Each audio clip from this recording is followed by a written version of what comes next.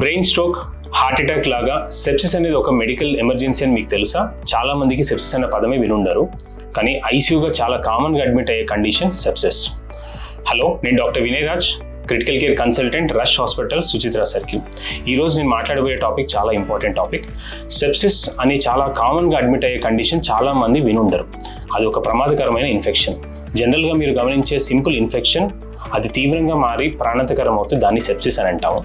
అది మొదలవ్వడం చాలా simple infection లాగా స్టార్ట్ అవుతుంది. ఉదాహరణకి pneumonia, urine infection, skin infections or brain infections. ఇలాంటి ఇన్ఫెక్షన్స్ని రైట్ టైంలో కనుక ఐడెంటిఫై చేయకపోతే అది సెప్సిస్గా మారి ప్రమాదకరం అయ్యే అవకాశం ఉంది. సో ఎలాంటి లక్షణాలు గుర్తుపట్టాలి అంటే, పేషెంట్ మత్తుగా అవుతూ ఉండడం, ఆర్ యూరిన్ తక్కువగా వస్తూ ఉండడం, శ్వాస చాలా వేగంగా తీసుకుంటూ ఉండడం, కొన్నిసార్లు ఆక్సిజన్ లెవెల్ తగ్గుతూ ఉండడం, బీపీ తగ్గుతూ ఉండడం, చేతులు కాళ్ళు చల్లబడుతూ ఉండడం. ఇలాంటి లక్షణాలు ఏదున్నా అది ఇన్ఫెక్షన్, సింపుల్ ఇన్ఫెక్షన్ కాకపోయి ఉండొచ్చు, అది సీరియస్ సెప్సిస్ అయి ఉండే అవకాశం ఉంది. సో సెప్సిస్ వచ్చిన పేషెంట్లో కనీసం 10లో 9 చనిపోయే అవకాశం ఉందని మీకు తెలుసా? అది అంత ప్రమాదకరమైన ఇన్ఫెక్షన్. అండ్ వాళ్ళకి యాంటీబయాటిక్ టైమ్లీ ఇవ్వడం వల్ల ఇలాంటి ప్రమాదం నుంచి మనం అవాయిడ్ చేయొచ్చు. సో ఇలాంటి వార్నింగ్ సైన్స్ ఉన్న ఇన్ఫెక్షన్ని ఐడెంటిఫై చేసి ఇమ్మీడియట్గా హాస్పిటల్కి తీసుకురావడం చాలా important. Thank you very much.